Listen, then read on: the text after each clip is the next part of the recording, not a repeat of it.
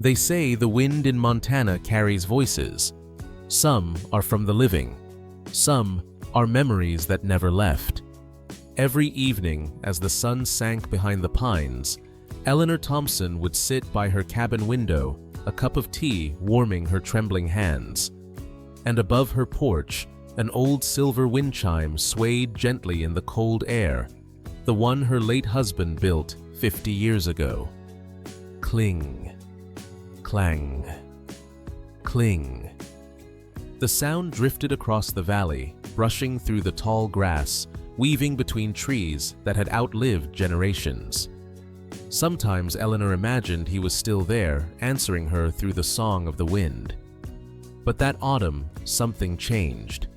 The wind grew stronger, colder, and carried another sound along with it. At first, it came faint and distant, a low, haunting tone that didn't belong to any human. Then one night, when the moon rose like a pale coin above the ridgeline, Eleanor froze. The chime sang softly. And from deep within the forest, something answered back, a long, trembling howl. That night, the wind did more than whisper. It brought someone to her doorstep. And what happened next would leave her speechless. Before the forests turned gold that year, before the first frost touched the grass, Eleanor Thompson had already made peace with silence. Her cabin sat alone at the edge of the Gallatin Range, a single dot of wood and smoke against miles of untouched wilderness. It wasn't loneliness that frightened her anymore. It was forgetting what voices sounded like. Every morning, she brewed coffee on the iron stove, watching steam rise like prayer through the sunlight. A single chair faced the window. Beyond it, the valley endless and wide where pines whispered and wolves still roamed free. She had built this cabin with her husband Richard half a century ago. He was a firefighter, the kind of man who loved the forest more than he loved rest.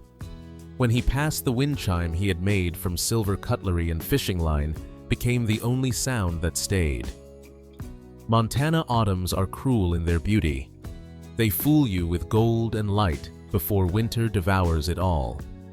The wolves know this. Their coats thicken, their calls grow sharper, their packs move higher into the hills.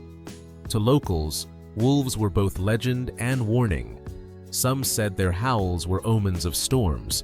Others believed they were the true keepers of the land. Eleanor. She didn't believe in omens, but she had learned to listen. Sometimes on still nights, she'd hear them far away, a chorus of cries that rose and fell like the tide. They never frightened her. If anything, they made her feel less alone. She never went looking for wolves, but the wilderness has a way of finding those who understand it. As the days shortened, the winds grew restless. Leaves spiraled down the valley, brushing past her porch. Each night the chime sang louder, not broken, not desperate, just calling. Eleanor would sit by the fire book in hand, pretending not to wait for the sound. But when the faint echo of a howl answered from somewhere deep in the timber, she'd close her eyes and whisper, "Good night out there, whoever you are." Outside, unseen, a young wolf pup lifted its head, listening to the same wind, to the same melody of silver notes drifting from the lonely cabin. It began with a low rumble, the kind of sound that crawls through the mountains before the storm finds its voice. Eleanor knew that sound. She had lived through 40 Montana winters. She could smell the snow before it fell. That evening, the wind had a bite. Clouds gathered fast, bruised and heavy, swallowing the moon. The pines outside her cabin bent under invisible hands, and the chime over her porch sang wildly, a frantic metallic song. Lightning flashes behind the trees. Rain slaps against the window. The chime swings in slow motion. Eleanor set her tea down and rose from her chair. "Hold on, old thing," she murmured, reaching for her coat. But before she could step outside, the storm let out a howl of its own. The rope snapped. The silver chime flew off into the darkness, vanishing into the roar of wind and rain. For a moment, The cabin felt unbearably quiet, as if even the storm paused to listen.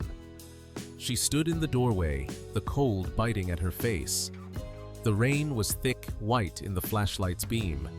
Somewhere out there, the chime lay lost in the forest, the last voice of her husband carried away by the wind.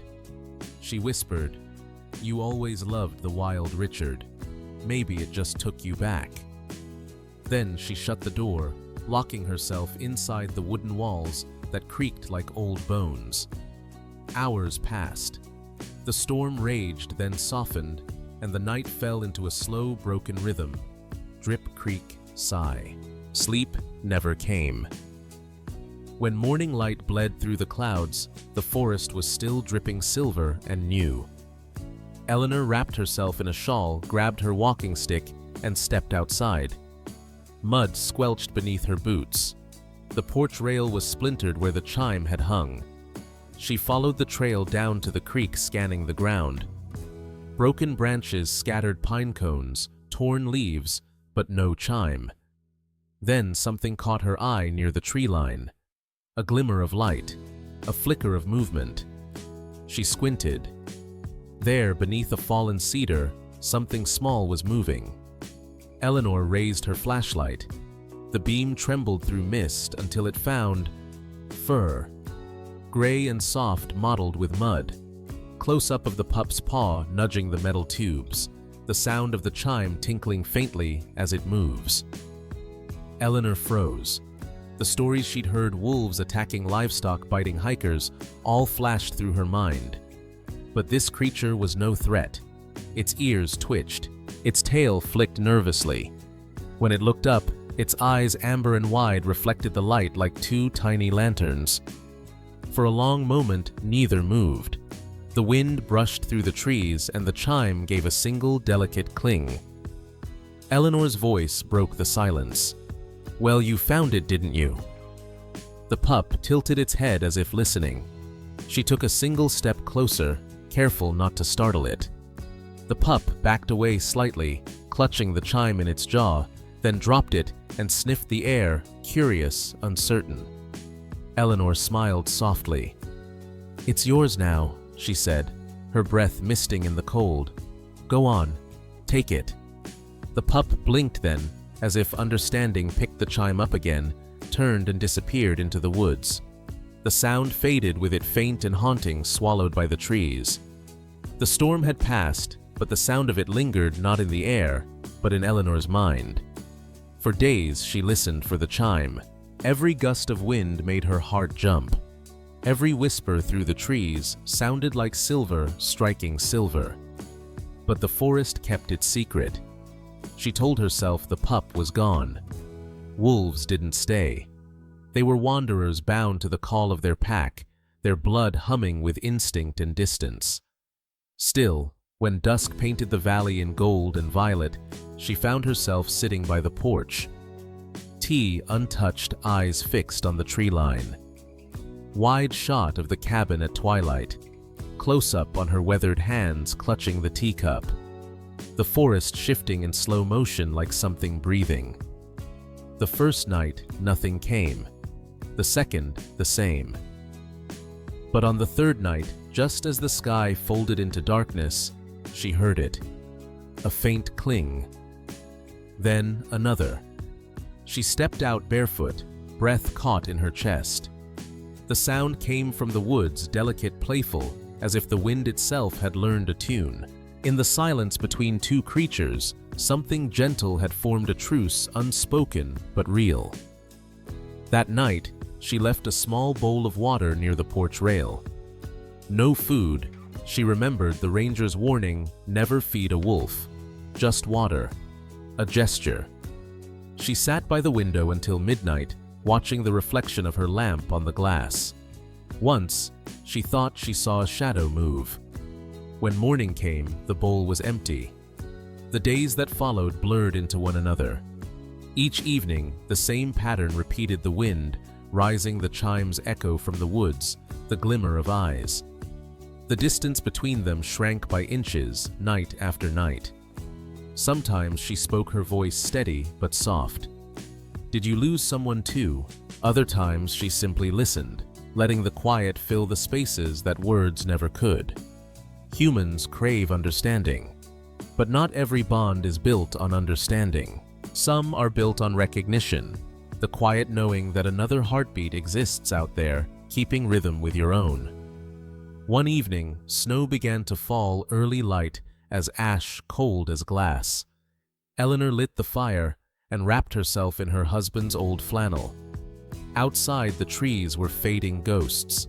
She heard a soft thud on the porch and froze. She opened the door a crack. The pup stood there no longer just a shadow. Its fur was wet, tangled with twigs. It wasn't looking at her, it was looking at the reflection of the flame in the window. The chime hung from its mouth motionless. Then it stepped forward, just one cautious step, and dropped the chime on the porch. That night, when she hung the wind chime again, it didn't sound the same. The notes were deeper, slower, as if they'd learned something from the forest. And for the first time since Richard's death, she whispered, not to the wind, but to the wild. By the time December arrived, the valley had fallen silent beneath a quilt of snow. The wind no longer sang through leaves, it whispered through needles of ice. Each morning, Eleanor brushed frost from her window and wondered if the little wolf still roamed somewhere beyond the ridge. For 2 weeks, there had been no sign, no paw prints, no chime, no eyes in the dark. Only the endless hush of winter. Then, one night, the silence broke. All her life she had believed nature to be untouchable, a world to be admired, but never entered. But now, the wilderness was asking something of her, a choice.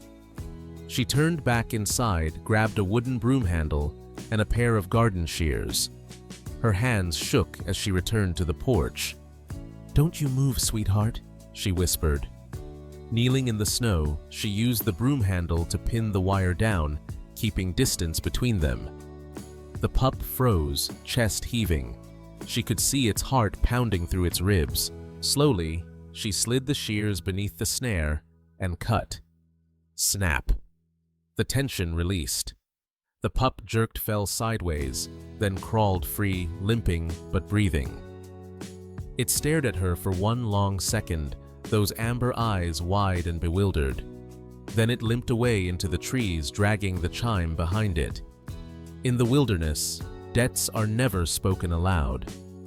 But that night, something ancient passed between woman and wolf, a promise older than words. The storm raged for hours. Lightning ripped across the sky, painting the forest white.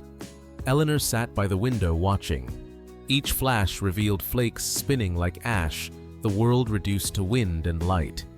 And somewhere in that blinding storm, she imagined the pup limping through snow, free now, carrying her husband's chime like a talisman of sound. The snow would melt, the wind would return, and when it did, she knew the sound that came with it would never be just the wind again. Winter loosens its grip slowly in Montana. By late January, the snow begins to weep from the pines, revealing the quiet scars left beneath. Eleanor's cabin stood steady among them, wood-darkened roof, sagging slightly under the weight of storms, survived. For weeks after the night of the rescue, she hadn't heard a single howl. The forest had gone still again. But sometimes when the wind turned just right, she could swear she heard the faint ring of metal echoing through the trees. One morning, a knock broke the silence. She wasn't expecting anyone. The last visitor had been 3 months ago, the mail driver who always left parcels at the gate rather than risk the road. She opened the door to find 2 people standing there, a young wildlife officer in a thick green jacket and an older man from the neighboring ranch.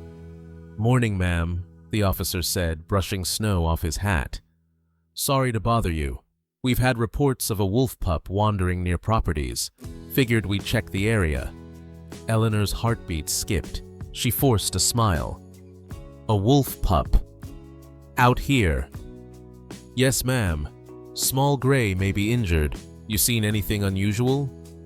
The rancher, a wiry man named Clayton, folded his arms. Told him it's been around these woods since before Christmas. If it grows up near people, that'll be trouble. They start stealing livestock, scaring stock dogs. The officer shot him a look.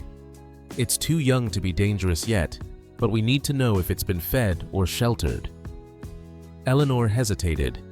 Images flooded her mind. The pup's amber eyes, the blood on the snow, the chime in its mouth. "No," she said softly. "I haven't seen anything. Just the wind and the trees." The officer nodded, jotting something in his notebook.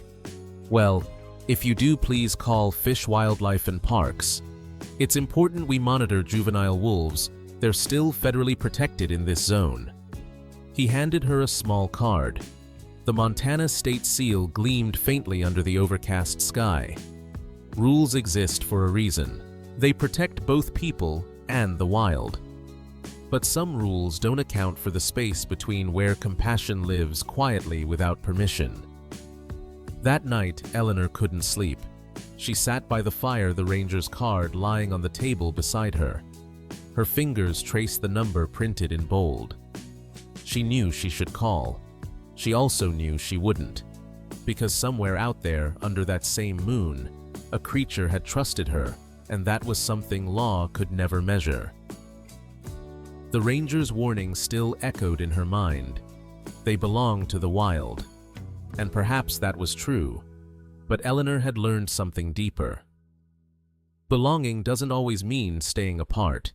Sometimes it means sharing the same silence from opposite sides of the line. The days began to stretch again, each dawn brighter, each night shorter.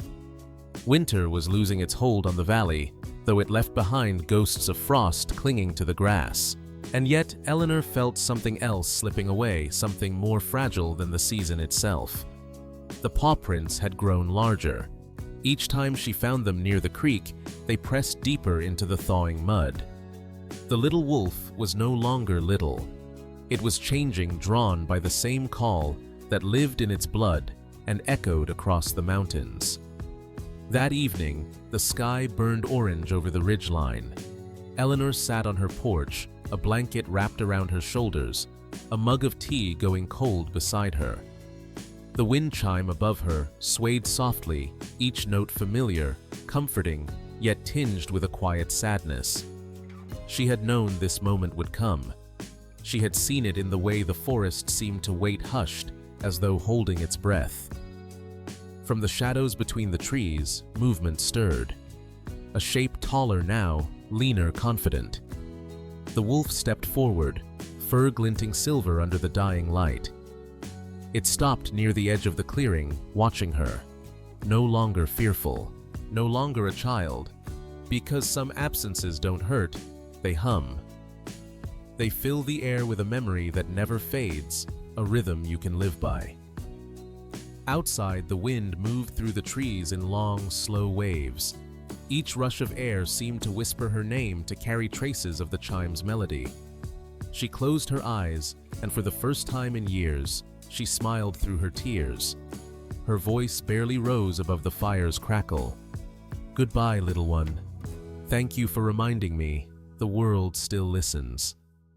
That night, the sound of the wind carried farther than it ever had before, and somewhere in the wild, the forest sang back.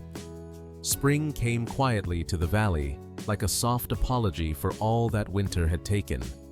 The snow melted from the cabin roof, dripping into clear rivulets that fed the creek. The forest was waking up again, full of bird calls, rustling branches, and the scent of damp pine. Eleanor spent her mornings sitting on the porch, letting the sunlight warm her face. It had been weeks since she last saw the wolf. The silence no longer felt heavy, just different, like the pause at the end of a song that had finally been played to its end. Maybe it wasn't a gift. Maybe it was a message, a reminder that the wild had listened and in its own way answered. She hung the chime back on its hook. The wind picked up gently, testing it, making the tubes sway. The sound that came was softer than before, deeper, like a voice aged by memory. Cling. Clang. Cling. The melody drifted across the valley, wrapping around the pines across the creek, up into the ridgeline where the wolves still roamed. Eleanor sat down and closed her eyes. The warmth of the sun touched her skin.